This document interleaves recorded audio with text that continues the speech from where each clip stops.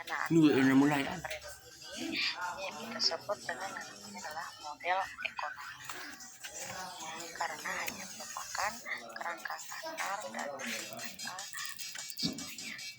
Nah, model ekonomi ini juga dapat berbentuk model matematika dan non matematika. Apabila berbentuk model matematika, maka akan terdiri dari satu atau sekumpulan persamaan. Selanjutnya, persamaan ini juga bisa terdiri dari variabel, konstanta, koefisien, dan parameter. Nah, model-model matematika. Model-model matematika juga sering dinyatakan dengan sekelompok tanda atau simbol yang masing-masingnya itu terdiri dari beberapa kombinasi, yaitu variabel, konstanta, koefisien, atau parameter. Nah, simbol-simbol ini mewakili satu bilangan nyata atau sekelompok bilangan nyata.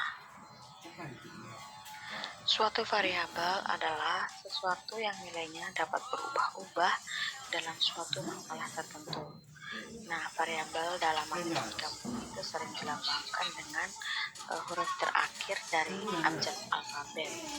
Tapi dalam matematika terapan, khususnya ekonomi dan bisnis, variabel itu sering dilambangkan dengan huruf yang ada di depan nama variabel tersebut. Contohnya P, simbolnya P. Nah, itu biasanya diartikan untuk jumlah yang diminta, diartikan untuk harga. Jadi P itu kan bahasa Inggrisnya price, harga bahasa Inggrisnya price. Jadi P itu simbol untuk harga. Kemudian misalnya Q itu bahasa Inggrisnya adalah quantity. Nah, jadi untuk yang jumlah barang yang ditawarkan itu bisa disimbolkan dengan Q atau quantity. Kemudian ada cost. Jadi ini sebenarnya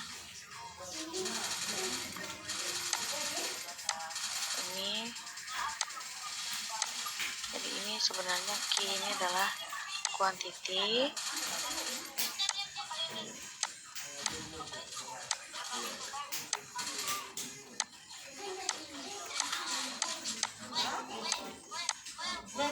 Dan C ini adalah cost.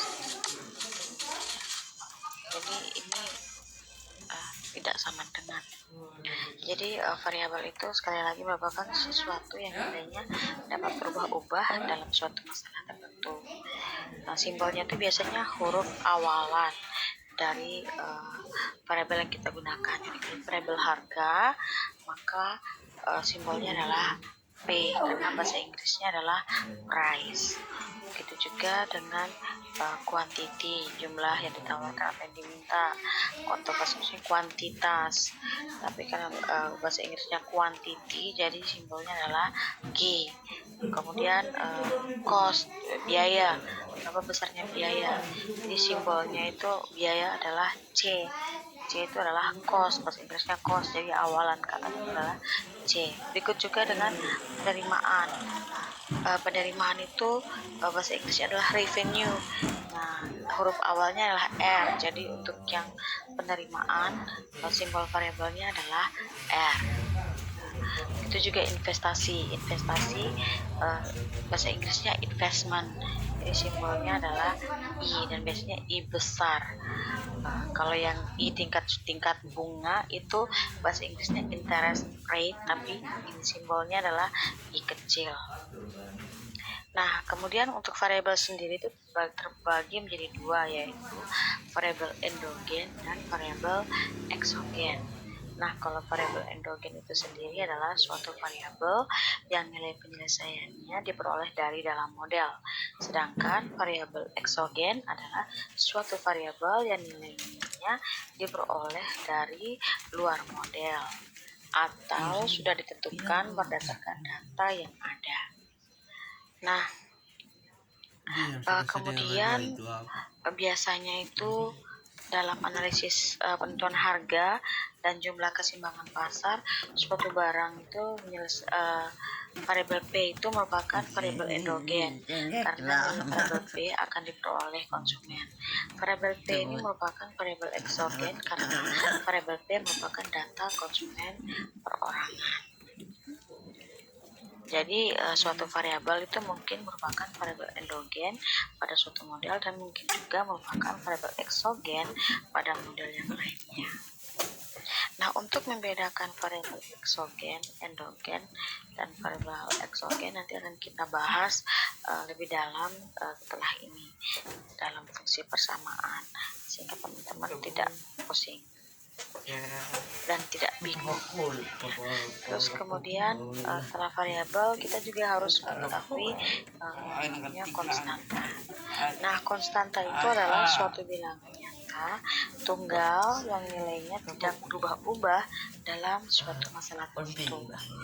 Konstanta ini sama halnya dengan variabel eksogen karena nilainya tuh sudah tetap dan berupa data. Jadi sudah tahu satu orang, data per orang, ada satu orang, 2 orang, 3 orang, atau data perusahaan, 1 perusahaan, 2 perusahaan, 3 perusahaan dan lain sebagainya. Nah, bila konstanta ini digabungkan dengan suatu variabel, jadi tadi variabel P atau price, harga, digabungkan dengan konstanta misalnya 2, harganya Rp2 misalnya, dapat 2 ya, kita simpulkan dengan 2, maka akan membentuk yang namanya koefisien. Jadi bisa jadinya 2P atau 5P. Jadi yang ini adalah koefisien. Dengan kata lain, teman-teman, koefisien adalah angka pengalih konstan terhadap variabelnya. Jadi konstan dikali dengan P jadinya 5P. 5P itu yang kita sebut dengan koefisien. Nah, kalau suatu konstanta yang digabungkan dengan variabel, di mana konstanta tadi digantikan dengan simbol huruf A, misalnya 5P, ini kan 5P, digantikan dengan 2P, maka yang terjadi adalah AP atau A kali P, yaitu AP. Nah, simbol A itu misalnya ini ya, A ini kan ya, kalau konstantanya A, maka koefisiennya akan menjadi AP. Nah, A ini bisa menyatakan suatu bilangan konstan tertentu, tapi belum ditetapkan nilainya, maka nilai A ini bisa menunjukkan nilai berapa saja. Nilai A ini adalah suatu konstanta yang masih bersifat variabel yang kita sebut dengan konstanta parameter, atau yang lebih dikenal dengan istilah parameter. Dengan demikian teman-teman, buat kita ketahui bahwa parameter ini dapat didefinisikan sebagai suatu nilai tertentu dalam suatu masalah tertentu dan mungkin akan menjadi nilai yang lain pada suatu masalah yang lain. Nah, parameter ini juga dilambangkan dengan huruf awal abjad Yunani atau Arab, misalnya alfa, beta, X, atau A, B, dan C. Jadi hal ini tidak lain untuk membedakan dengan lambang variabel. Jadi kalau variabel price itu hurufnya huruf besar, Q untuk quantity hurufnya huruf besar, maka parameter itu akan disimpulkan dengan huruf kecil. Model-model matematika sering mencakup suatu pernyataan atau sekelompok pernyataan itu yang memiliki berbagai simbol dari variabel dan konstanta. Pernyataan-pernyataan dalam bentuk matematika dianggap sebagai lambang-lambang. Nah, jika suatu lambang mempunyai bagian-bagian yang dipisahkan oleh tanda positif atau negatif, maka bagian-bagian ini secara individu kita sebut dengan istilah suku. Kemudian faktor-faktor itu sering disajikan dalam setiap suku. Jadi suatu faktor adalah satu dari pengali-pengali yang dipisahkan dalam suatu hasil kali. Contohnya, jadi ini adalah pernyataan matematika, contoh pernyataan matematika. Nah, pernyataan ini berarti suatu lambang yang terdiri dari dua bilangan bulat, yaitu 3 dan 5. 3 dan 5. Dan 3 variabel, ada 3 variabel, yaitu variabel X, variabel Y, dan variabel Z. Ini X, Y, dan X, Z. Jadi ada 3 variabel X, Y, dan Z. Suku-suku dalam lambang adalah ini, suku-sukunya plus positif 3XYZ. Jadi kalau tidak ada tambah minusnya di depan itu pasti dia bernilai positif. Positif 3XYZ untuk suku pertama. Suku kedua adalah positif XY dan suku ketiga adalah minus 5XZ. Nah, suku pertama mempunyai 4 faktor. 4 faktornya yaitu 3XYZ. Suku kedua mempunyai 2 faktor, yaitu positif X dan Y. Sedangkan suku ketiga terdapat 3 faktor, yaitu min 5, X, dan Z. Nah, lambang-lambang matematika di atas yang sudah kita pelajari ini, lambang-lambang ini merupakan berupa variabel dan konstanta. Dan ini sangat penting untuk membangun suatu model matematika. Namun, untuk membuat model matematika tersebut akan menjadi berat jika variabel dan konstanta tersebut ditata sedemikian rupa sehingga menjadi suatu persamaan atau pertidaksamaan. Nah, persamaan itu adalah suatu pernyataan bahwa dua lambang adalah sama, sehingga simbolnya itu adalah sama dengan. Sedangkan pertidaksamaan adalah suatu pernyataan yang menyatakan bahwa dua lambang itu adalah tidak sama. Jadi biasa disimbolkan dengan tidak sama dengan, atau lebih besar, atau lebih kecil, atau lebih besar dari, atau lebih kecil dari. Nah, dalam matematika ekonomi dan bisnis juga terdapat 3 persamaan, yaitu persamaan definisi, persamaan perilaku, dan kondisi keseimbangan. Nah, untuk persamaan definisi yaitu suatu bentuk persamaan di antara dua pernyataan yang mempunyai arti yang sama. Contohnya, ini ada rumus, yaitu TR sama dengan TC. TR sama dengan TC, bukan TC ya, TR sama TC itu keseimbangan. TR sama dengan P kali Q. Nah, TR dan P kali Q ini memiliki fungsi yang sama. Kenapa? Untuk mendapatkan TR maka harus mencari dulu P dikalikan dengan Q. Jadi, suatu bentuk persamaan di antara dua pernyataan yang mempunyai arti yang sama. Jadi, TR ini sama dengan P kali Q. Kemudian ada persamaan perilaku. Persamaan perilaku ini adalah suatu persamaan yang menunjukkan bahwa perubahan perilaku suatu variabel sebagai akibat dari perubahan variabel lainnya yang berhubungan. Nah, persamaan ini dapat diterapkan pada perilaku manusia, misalnya perubahan perilaku pola konsumsi secara keseluruhan sebagai akibat dari perubahan pendapatan nasional, atau pada perilaku bukan manusia, misalnya perubahan biaya total dari suatu perusahaan sebagai akibat dari perubahan dalam jumlah produksi. Nah, asumsi ini juga kita dapat contohkan dengan total cost atau biaya total.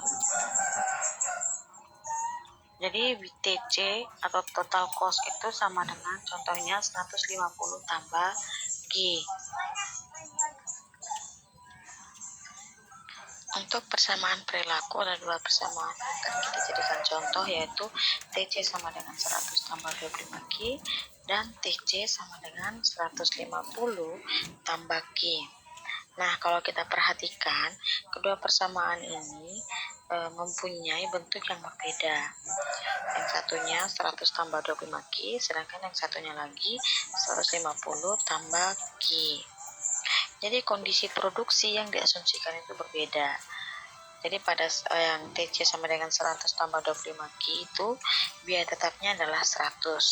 Sedangkan yang TC sama dengan 150 tambah Q, biaya tetapnya adalah 150. Kemudian untuk biaya variabel dari kedua persamaan itu juga berbeda. Nah, pada persamaan TC sama dengan 100 tambah 25Q, biaya variabelnya itu meningkat secara konstan sebesar 25 apabila terjadi penambahan 1 unit produksi. Sedangkan pada persamaan 150 tambah Q, biaya variabelnya meningkat secara progresif apabila terjadi penambahan 1 unit produksi. Kondisi keseimbangan adalah suatu persamaan yang menggambarkan prasyarat untuk pencapaian keseimbangan atau yang kita sebut dengan equilibrium.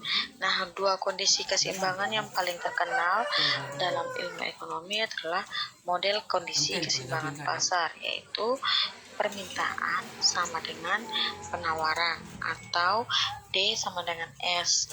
Nah, D itu adalah demand atau permintaan dan S itu adalah supply atau penawaran.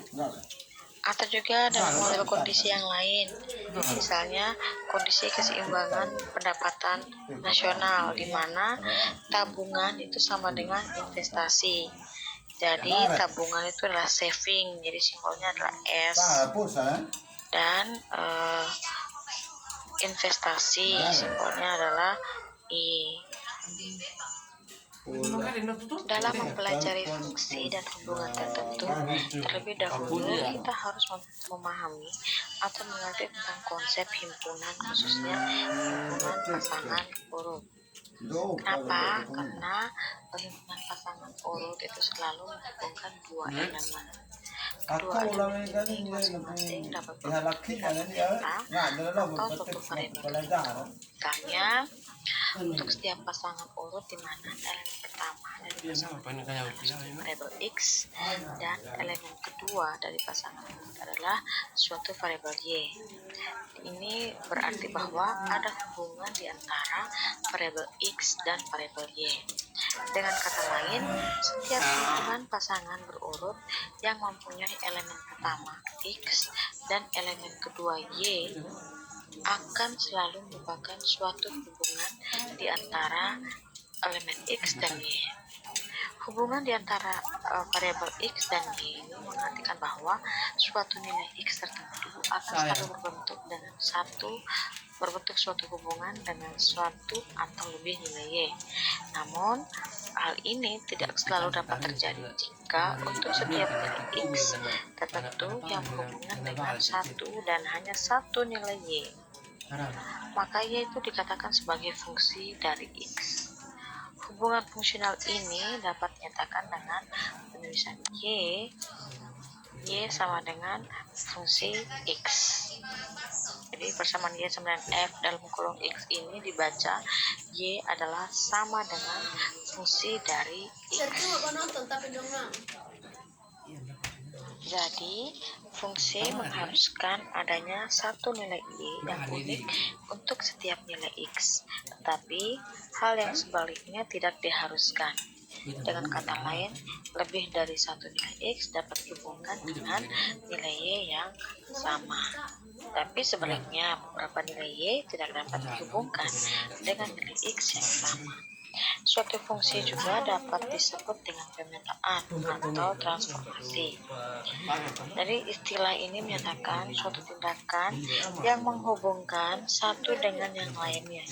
Dalam pernyataan Y sama dengan fungsi X, penulisan fungsi F itu dapat diartikan sebagai suatu aturan di mana himpunan X dipetakan atau ditransformasikan ke dalam fungsi Y, yang dapat kita lihat dengan F sama dengan X ke Y, yaitu himpunan X dipetakan atau ditransformasikan ke dalam himpunan Y.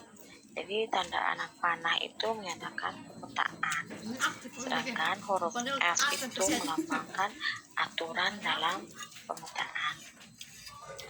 Nah, dalam pernyataan fungsi Y sama dengan fungsi X, itu disebut sebagai wilayah atau domain dari fungsi. Sedangkan nilai Y itu disebut sebagai jangkauan atau range fungsi. Wilayah dari fungsi ini bisa merupakan himpunan bagian dari semua himpunan bilangan nyata, sedangkan jangkauan dari fungsi merupakan hasil dari semua nilai X yang diberikan. Jadi untuk satu fungsi tertentu, setiap elemen dari wilayah saling berhubungan secara pasti dengan satu elemen tertentu dari jangkauannya. Sehingga bisa dapat kita simpulkan bahwa fungsi itu adalah suatu hubungan di mana setiap elemen dari wilayah atau domain saling berhubungan dengan satu dan hanya satu elemen dari jangkauan range. Pada pernyataan fungsi Y sama dengan fungsi X, variabel yang mewakili nilai domain tersebut disebut sebagai variabel bebas atau independen variabel, dan variabel yang mewakili nilai-nilai range itu kita sebut dengan variabel terikat atau dependent variabel.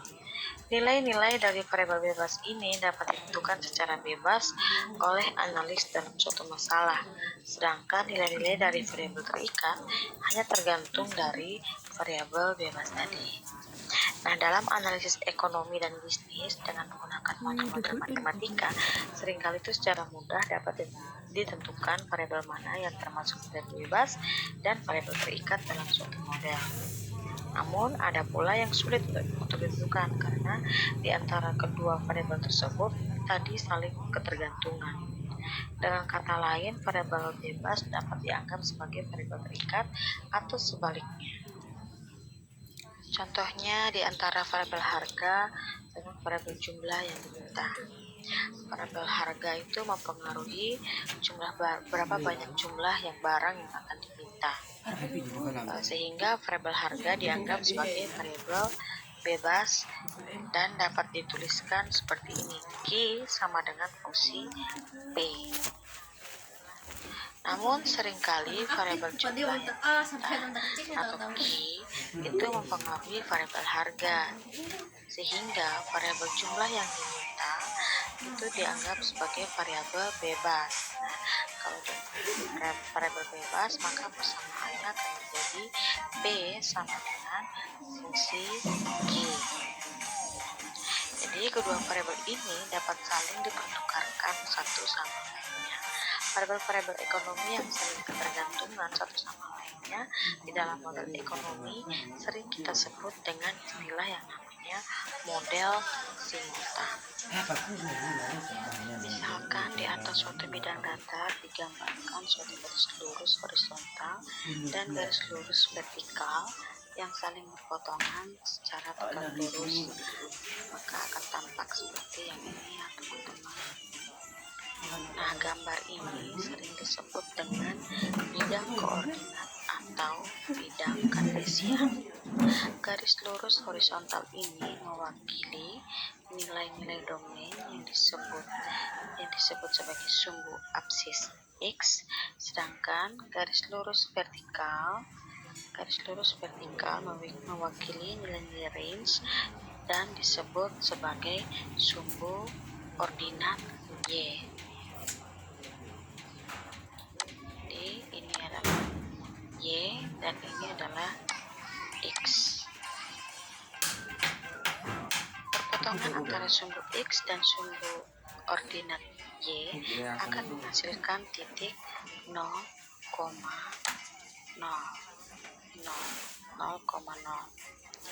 dan disebut dengan titik asal atau origin. Hal ini disebabkan setiap titik pada sumbu abscis X mempunyai satu nilai 0 untuk range dan setiap titik pada sumbu ordinat Y mempunyai satu nilai 0 untuk domain.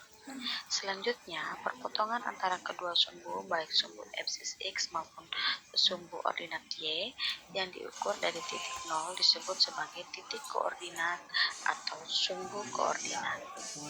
Titik koordinat kartesian biasanya dinyatakan dengan notasi pasangan yaitu X dan Y. Jadi kalau di antara kuadran satu ini, maka titiknya adalah X positif dan Y positif. Sedangkan di kuadran 4 X-nya positif sedangkan Y-nya negatif. Di kuadran 2 X-nya negatif dan Y-nya positif. Di kuadran 3 X-nya negatif dan Y-nya negatif.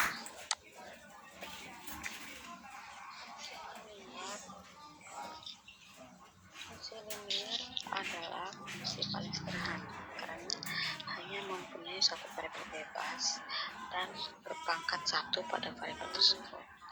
Jadi fungsi ini sering digunakan dalam penerapan ekonomi dan bisnis untuk menjelaskan hubungan-hubungan ekonomi dan bisnis secara linear.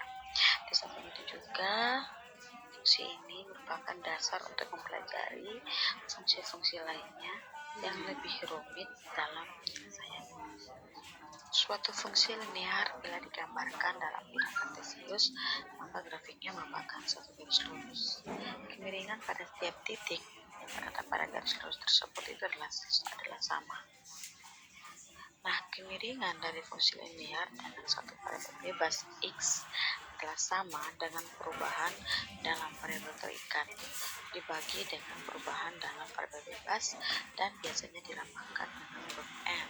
Jadi kemiringan dilambangkan dengan huruf M dan kemiringan itu adalah perubahan dari variabel Y dibagi dengan perubahan pada variabel X.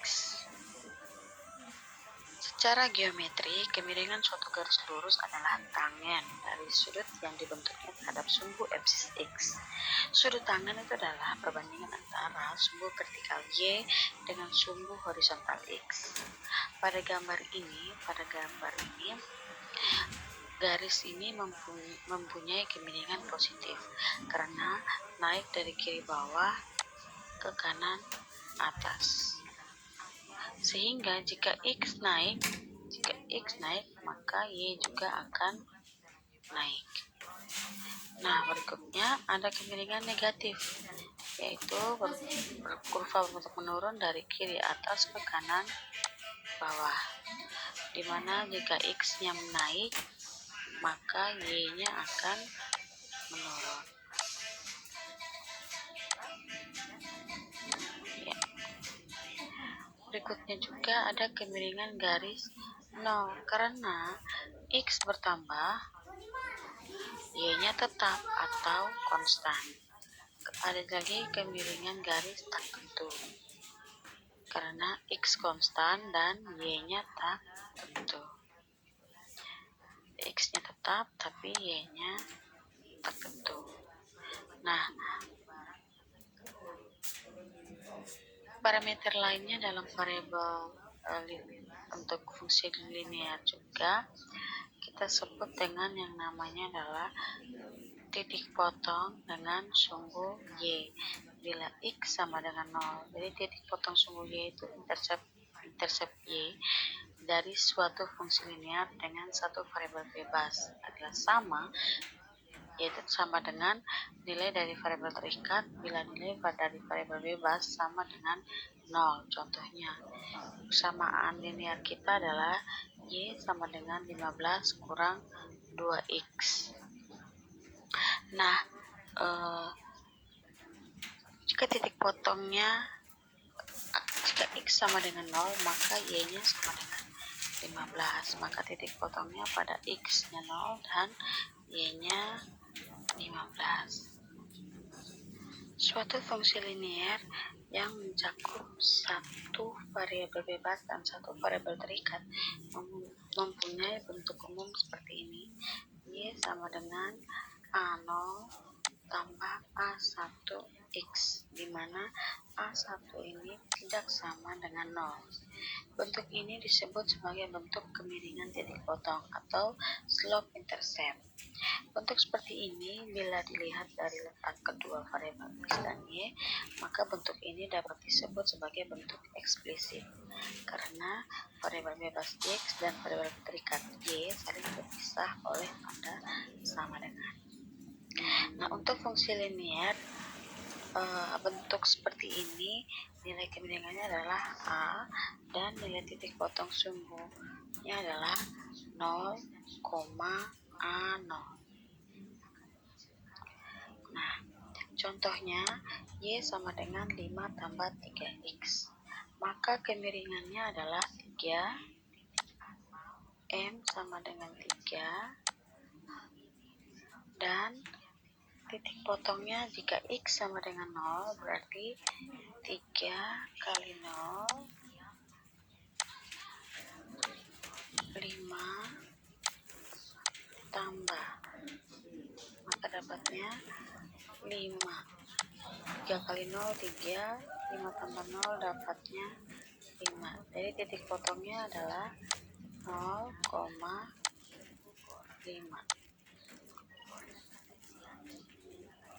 Suatu garis lurus dapat digambarkan dengan cara menghubungkan dua titik pada bidang kartesius X, Y. Tetapi persamaan garis lurus tersebut tidak dapat diketahui apabila kita tidak mengetahui letak dari dua titik tersebut dalam bidang kartesius X, Y. Oleh karena itu, untuk menentukan persamaan garis lurus tersebut, kita harus mengetahui kedua titik tersebut. Jika kedua titik diketahui, misalnya B, untuk yang titik B, XY dan XY1 dan C, X2, Y2, maka kemiringan yang diperoleh yaitu dengan rumus Y kurang Y1 dibagi X kurang X1 sama dengan kemiringan. Nah, karena kemiringan garis lurus ini sama pada setiap titik yang terletak pada garis tersebut, maka persamaannya akan kita peroleh seperti yang ini. Contohnya, kita akan mencoba mencari persamaan garis lurus yang ini sudah diketahui, tapi caranya diperoleh dari garis yang memiliki titik 3,2 dan 4,6. Nah, untuk titik pertama ini kita ketahui X dan Y, ini juga X dan Y. Karena ini titik kedua, maka ini X1, X2 dan Y2. Ini X1 dan Y1. Kita masukkan ke dalam rumusnya, input ke dalam rumusnya, maka Y-nya itu yang mau kita cari, yaitu Y kurang Y1 dibagi X kurang Y1 sama dengan kemiringan. Y1-nya adalah 2, terus X1-nya adalah 3. Y2-nya adalah 6 dikurangi dengan Y1-nya 2, dengan X2-nya adalah 4 dikurangi dengan X1-nya adalah 3. Hasilnya adalah untuk kemiringan yaitu 6 kurang 2 bagi 4 kurang 3 dapatnya 4. Kemudian ini adalah persamaan, jadi ada sisi kiri dan sisi kanan atau ruas kiri dan ruas kanan. Nah, karena ini tidak bisa kita bagi, maka kita lakukan pindah ruas. Kenapa bukan ini kan ini ke ini? Nah, kan ini adalah kemiringan, sehingga yang bukan kemiringan ini kita pindahkan ke sisi sebelah, kita kalikan dengan kemiringan. Jadi kita pindah ruas ke sisi sebelah kanan. Dapatnya 4 dikalikan terus tadi X kurang 3 dapatnya Y kurang 2 sama dengan 4X kurang 12. Y sama dengan 4X kurang 12.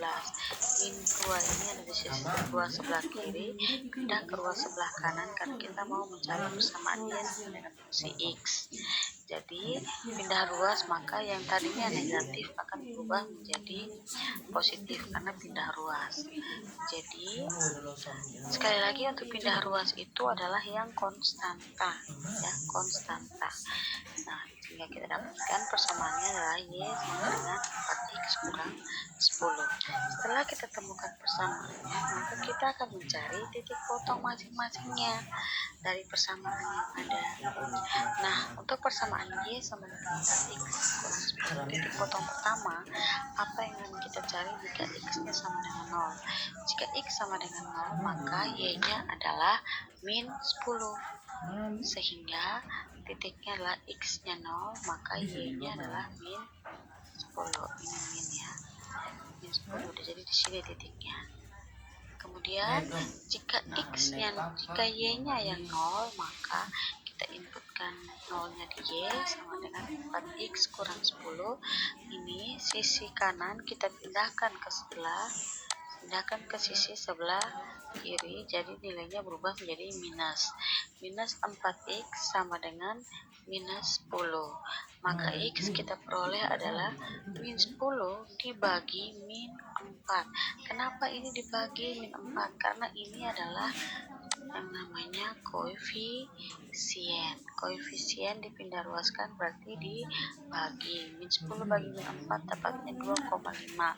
Sekali lagi ingat, min bagi min dapatnya adalah positif. Jadi titik potong untuk yang titik berikutnya adalah jika Y-nya 0, maka X-nya adalah min 2,5. Pada dapatnya titiknya adalah 2,5,0. Kemudian tinggal kita menarik garis lurus antara dua titik. Ini jadilah garis tegak lurus untuk persamaan Y sama dengan 4X kurang 10. Selain metode dua titik untuk menentukan persamaan garis lurus, ada metode lain yaitu metode satu titik dan satu kemiringan. Maka kita akan menggunakannya yaitu yang sama dengan yang tadi. Y kurang X1 dibagi X kurang X1 sama dengan Y2 kurang X1 dibagi X2 kurang X1. Jika X kurang X1 menggunakan dua ruas kanan, maka akan jadi seperti ini. Tadi sudah kita coba contohnya. Nah, seperti sudah dikatakan bahwa rumus kemiringan adalah Y2 kurang Y1 dibagi X2 kurang X1. Maka persamaan di atas akan menjadi Y kurang Y1 sama dengan X kurang X1. Nah, rumus ini adalah untuk menentukan persamaan garis lurus bila diketahui satu titik dan satu kemiringan. Nah, contohnya, carilah persamaan garis yang melalui titik 6,4 dan kemiringannya min 2/3. Nah, seperti kita ketahui, X dan Y-nya adalah 6,4. Kemiringannya min 2/3. Maka langkah pertama adalah kita mencari fungsi persamaannya. Rumusnya tadi adalah Y kurang Y1 sama dengan M dikalikan dengan X kurang X1. Untuk Y1-nya adalah 4 dan X1-nya adalah 6. Jadi Y kurang 4 sama dengan M, yaitu kemiringan min 2/3 dikalikan dengan X kurang 6. Dapatnya Y kurang 4 sama dengan min 2/3 X. Ini min 2/3 kali X dapatnya min 2/3 X ditambah min 2/3 kali min 6.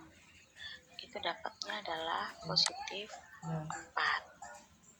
Nah, kemudian kita pindah ruas yang minus 4 ini dipindah ke sisi sebelah kanan. Y sama dengan min 2/3 X tambah 4 ditambah dengan 4 yang pindah ruas tadi. Hasilnya adalah Y sama dengan min 2/3 X tambah 8. Langkah berikutnya adalah mencari titik potong. Dari persamaan Y sama dengan min 2X tambah 8. Jika X sama dengan 0, maka Y-nya sama dengan 8. Kalau ada yang masih bingung, kenapa bisa X sama dengan 0, maka Y sama dengan 8. Kalau kita lihat persamaan ini, maka kita harus mengali min 2/3 kali 0 tambah 8. Tapi kan kalau sesuatu yang dikalikan 0, hasilnya adalah 0. Jadi min 2/3 kali 0 dapat 0 tambah 8, 8. Maka jika X sama dengan 0, maka Y-nya sama dengan 8. Maka kita akan dapatkan titik X-nya 0, Y-nya 8 atau 0,8. Berikutnya, jika Y-nya 0, maka kita inputkan ke 0 sama dengan min 2/3 X tambah 8. Ini kita pindah ruas. Jadi yang di sisi kanan kita pindahkan ke sebelah kiri. Jadi dan pindahkan, jadi yang minus menjadi positif. 2/3 X sama dengan 8. X sama dengan 8 dibagi 2/3 bagi 3 adalah 0,67. Maka hasilnya adalah 11,9. Jadi titik potongnya adalah jika X sama dengan 0, maka Y 8, maka titik potongnya 0,8. Dan jika Y-nya 0, maka X-nya adalah 11,9 atau 12. Ini titiknya. Kemudian kita akan menarik garis lurus dari yang di atas ini ke bawah. Maka dapatlah garis persamaan Y sama dengan min 2X tambah 8. Setiap garis lurus mempunyai kemiringan dan titik potong atau intercept.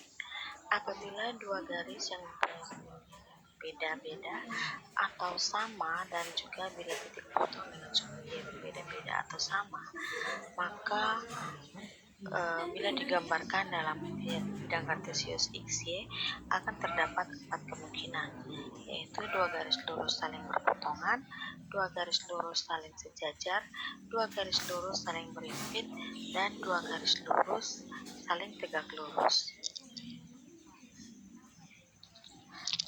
Kedua garis lurus berpotongan apabila A. nilai konstantanya tidak sama. Jadi ada dua persamaan, Y sama dengan A0 tambah A1X dan Y sama dengan beta 0 tambah beta 1 atau B1X. Jadi kedua garis itu akan saling berpotongan jika antara konstanta A0 dan B0 ini tidak sama, atau A1 dan B1 tidak sama, maka kedua garis lurus itu akan berpotongan. Sejajar jika koefisien A1 sama dengan koefisien B1, tapi konstanta A0 tidak sama dengan konstanta B0. Kemudian kedua garis itu akan berimpit jika nilai A1 dan B1 itu sama dan A0 dan B0 juga sama. Berikutnya, dua garis lurus itu akan tegak lurus jika A1 dan B1 itu sama dengan min 1 dan A0 tidak sama dengan beta B0 ya. Nah, dari ini kemudian kita contohkan kedua persamaan yang sudah kita temukan, yaitu Y sama dengan 4X kurang 10 dan Y sama dengan min 2/3X tambah 8. Seperti yang kita ketahui, A0 dan B0 nya berbeda. A0 pada persamaan pertama itu 4, B ya, ini adalah A1 dan B1. Koefisiennya beda, yaitu satunya 4 dan satunya min 2/3. Kemudian konstantanya pun beda, yaitu min 10 dan positif 8. Karena berbeda dua-duanya antara konstanta dan koefisiennya sama-sama berbeda, maka diasumsikan bahwa kedua gambar ini akan berpotongan. Dan itu terbukti ya teman-teman, seperti ini. Untuk persamaan min 2/3x tambah 8, kurvanya akan mengalami kemiringan negatif. Sedangkan untuk yang persamaan sebelumnya, Y sama dengan 4x min 10 itu mengalami kemiringan positif, naik ke atas. Jadi kalau digabungkan, kedua garis lurus akan membentuk yang namanya berpotongan. Kebanyakan model ekonomi yang berbentuk matematis mempunyai lebih dari satu kendala dan variabel dalam himpunan persamaannya. Jika setiap kendala dinyatakan sebagai suatu persamaan linear, maka himpunan persamaan linear ini disebut sebagai sistem persamaan linear. Dan kata lain, suatu sistem persamaan linear adalah suatu himpunan yang terdiri atas dua atau lebih persamaan linear. Banyaknya persamaan dan variabel dalam suatu sistem persamaan linear dapat dilihat pada dimensinya. Jika sistem persamaan linear terdiri dari m persamaan dan n variabel, maka dapat dinyatakan bahwa sistem persamaan linear ini adalah sistem m kali n. Penyelesaian suatu sistem persamaan linear adalah suatu himpunan nilai yang memenuhi secara serentak semua persamaan-persamaan dari sistem tersebut. Nah, untuk sistem persamaan linear terdapat 3 kemungkinan, yaitu ada penyelesaian tunggal, tidak ada penyelesaian, atau sejumlah penyelesaian yang tidak terbatas. 3 kemungkinan ini dapat diuraikan secara mudah dengan memisahkan suatu sistem dengan 2 persamaan dan 2 variabel. Suatu sistem dengan 2 persamaan dan 2 variabel mempunyai penyelesaian tunggal dapat disajikan secara grafik dengan melihat titik potong dari 2 garis persamaan tersebut. Selanjutnya,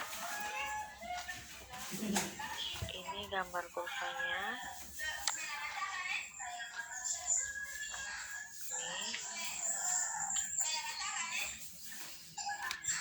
Jadi ada kurva pada kurva pertama ini jika ada penyelesaian.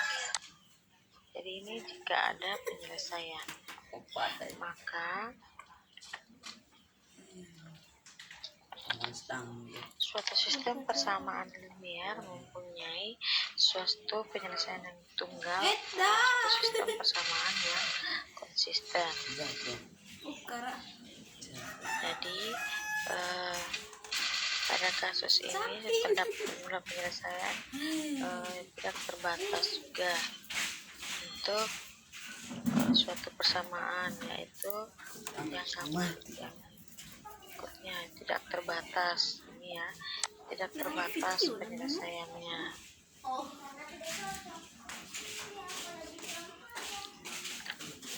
Nah, untuk memperoleh nilai-nilai penyelesaian dari sistem persamaan linear dapat digunakan 3 metode juga.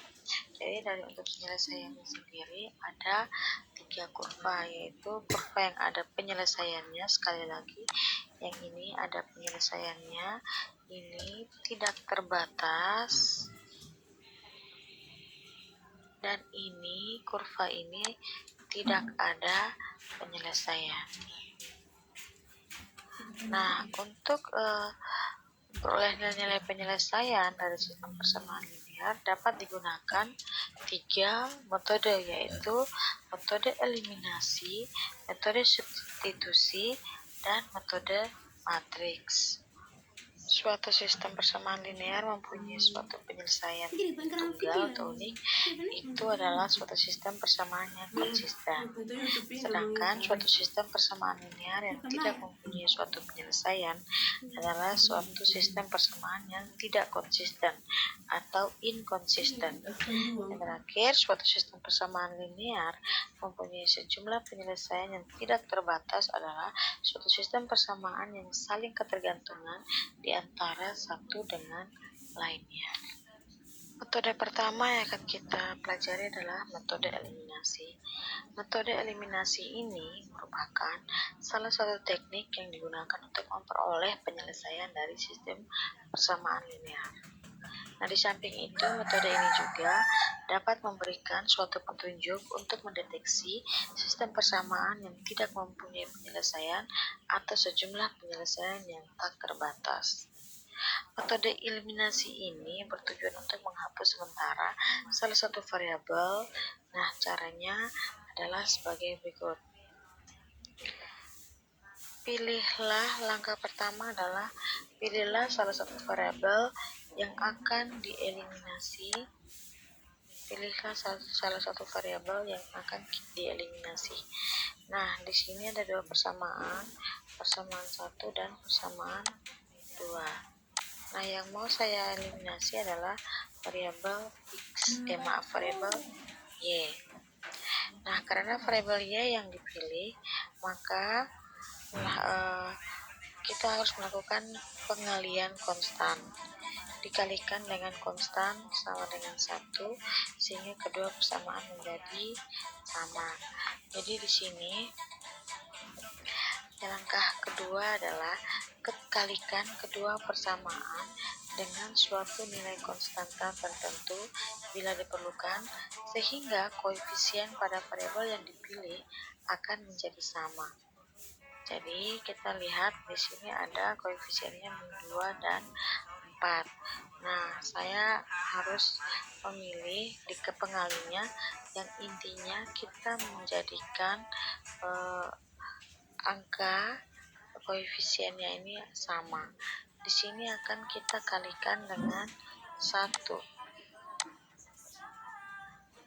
Yang ini kita kalikan 1 karena sudah 4, dan yang persamaan pertama kita kalikan dengan 2.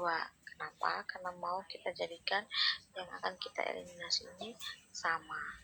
Maka hasilnya adalah 2 kali 3 adalah 6x kurang 2 kali 2y dapat 4y sama dengan 2 kali 7 dapat 14. Nah, persamaan keduanya masih sama karena kita kalikan dengan 1. 2x tambah 4y sama dengan 10. Nah, langkah berikutnya adalah jika tanda pada kedua koefisien dari variabel yang dipilih sama, maka kedua persamaan itu harus dikurangkan. Tetapi bila tanda pada kedua koefisien dari variabel yang dipilih itu berbeda, maka kedua persamaan itu harus dijumlahkan. Jadi, kalau persamaan kita ini tadi kan variabel Y yang mau kita hilangkan. Nah, berdasarkan hasilnya, lambangnya ini berbeda. Jadi yang persamaan pertama itu lambangnya adalah minus, dan persamaan kedua adalah positif. Oleh karena itu, maka yang harus kita lakukan adalah dua persamaan ini harus dijumlahkan. Jadi ini kita jumlahkan. 6 ditambah 2 dapatnya 8x. Min 4 ditambah 4 dapatnya 0. Jadi tidak usah kita tuliskan saja karena hasilnya pasti 0. Sama dengan 14 tambah 10 yaitu 24. Berikutnya x sama dengan 24 dibagi dengan 8, maka X-nya adalah, kita tinggal bagi 24 bagi 8, dapatnya 3. Nah, langkah berikutnya adalah carilah nilai dari variabel yang tersisa dan substitusikan kembali nilai ini ke dalam persamaan mula-mula untuk menentukan nilai dari variabel yang telah dipilih tersebut. Maka langkah berikutnya adalah kita mensubstitusikan. Jadi kita akan coba persamaan yang pertama. Persamaan pertama itu 3x kurang 2y sama dengan 7. Nah, x-nya kita ketahui 3, berarti 3 kali 3 dikurang dengan 2y sama dengan 7. 3 kali 3 sama dengan 9 dikurang 2y sama dengan 7 min 2y sama dengan 7 kurang 9. Kenapa kurang 9? Karena ini 9 nilainya adalah positif, pindah ke sebelah jadinya negatif. Y sama dengan 7 kurang 9 min 2 dibagi dengan min 2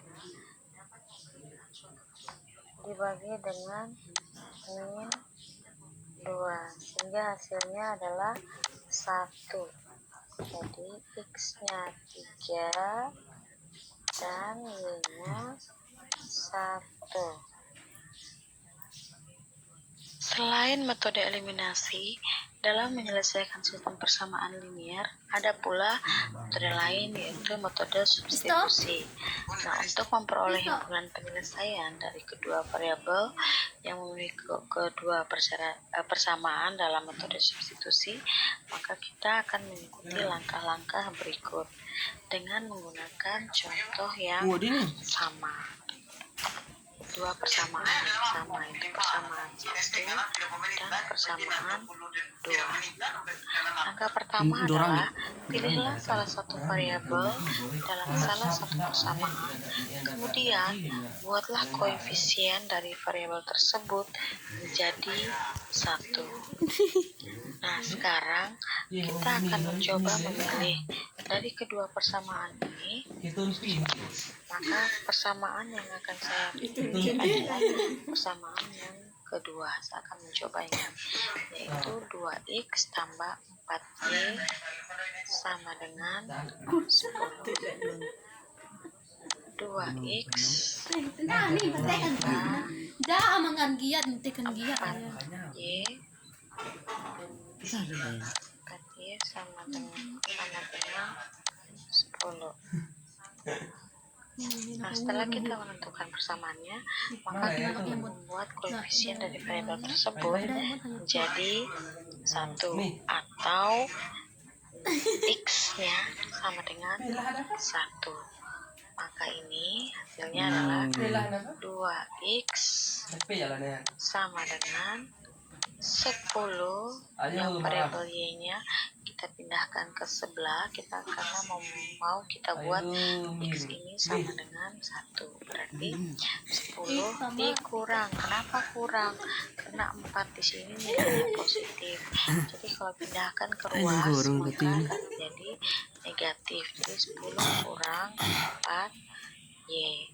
X sama dengan 10 bagi 2 dikurang 4 bagi 2 y.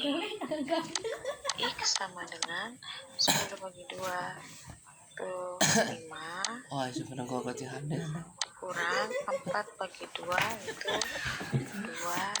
2 y. Jadi persamaannya adalah X kurang sama dengan 5 kurang 2Y. Nah, X-nya di sini sudah jadi 1. Nah, langkah berikutnya adalah bila persamaan pertama yang dipilih, maka substitusikan ke persamaan kedua. Begitupun sebaliknya. Jadi di sini kan persamaan kedua yang dipilih. Jadi kita substitusikan Jangan sampai minta balik. persamaan pertama. Nah, persamaan pertama Siapa mau 3x halepo tambah kurang 3x kurang ya, jadi ini harus dihapus dulu ya.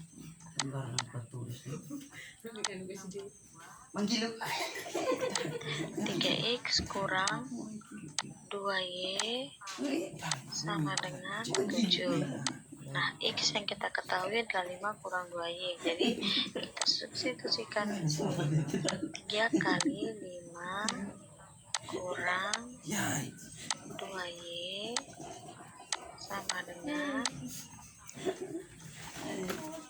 maaf masih ada ini ya, masih ada min 2Y sama dengan 7. 3 kali 5, 15. 3 kali min 2 berarti min 6 ya kurang ya 2Y sama dengan 7.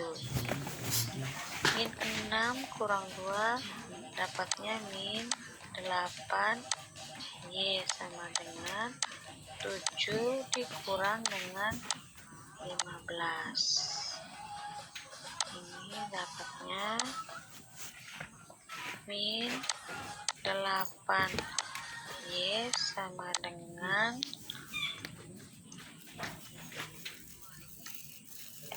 min 8. Jadi Y sama dengan min 8 bagi min 8. Y-nya sama dengan 1. Berarti titik potongnya. Langkah berikutnya adalah cari nilai variabel yang tidak dipilih dengan aturan-aturan matematika. Substitusikan kembali nilai dari variabel yang diperoleh ke dalam persamaan mula-mula untuk memperoleh nilai variabel yang dipilih. Jadi X sama dengan 5 kurang 2Y, maka ini X sama dengan 5 kurang 2Y kali Y-nya 1. Oke. Maka ini sama dengan 5 kurang 2 sama dengan 3. Berarti X-nya itu 3 dan Y-nya sama dengan 1. Kita buktikan apakah sama dengan yang eliminasi. Ini 3,1. Pada persamaan pertama 2x tambah 3y sama dengan 7 dan 4x tambah 6y sama dengan 12. Ini menunjukkan bahwa kedua-duanya ini adalah tidak konsisten karena kedua persamaan ini mempunyai kemiringan yang sama, yaitu 0,667. Tetapi berbeda nilai interseptnya. Jadi bila ditambahkan kedua persamaan ini akan sejajar satu sama lain. Koefisiennya sama, tapi konstantanya yang berbeda. Sebagaimana sudah kita jelaskan, dari kedua persamaan mempunyai penyelesaian unik, akan tetapi ada kalanya suatu sistem persamaan linier dan dua persamaan dan dua variabel tidak terdapat penyelesaian atau no solution. atau penyelesaian yang jumlahnya tidak terbatas. Nah, apabila kedua persamaan mempunyai kemiringan atau slope yang sama, maka gambarnya akan terdapat dua kemungkinan, yaitu kedua garis lurus sejajar dan tidak mempunyai titik potong sehingga tidak ada penyelesaian. Kedua persamaan ini disebut sebagai sistem persamaan linear yang tidak konsisten. Atau yang kedua kemungkinan kedua, yaitu kedua garis akan berhimpit sehingga penyelesaian dalam jumlah yang tidak terbatas. Kedua persamaan ini disebut sebagai sistem persamaan linear yang tergantung secara linear. Dari contoh pertama, persamaannya adalah 2x tambah 3y sama dengan 7. 4x tambah 6y sama dengan 12. Pada persamaan pertama dan kedua ini dikatakan tidak konsisten. Tidak konsisten karena kedua persamaan ini mempunyai kemiringan yang sama tapi nilai berbeda, nilai interseptnya. Jadi bila digambarkan kedua persamaan ini akan sejajar sama lainnya, satu sama lainnya. Nah, kalau yang contoh kedua ini tergantung secara linear karena kedua persamaan ini mempunyai kemiringan yang dan nilai intercept yang sama. Jadi apabila digambarkan kedua persamaan ini akan memperhimpit satu dengan yang lainnya. Sekian materi dari saya, semoga materi ini bermanfaat dan teman-teman bisa mengerti untuk kedepannya. Terima kasih. Bagi yang suka silakan like, subscribe, dan di share bila berminat. Semangat dan selamat belajar.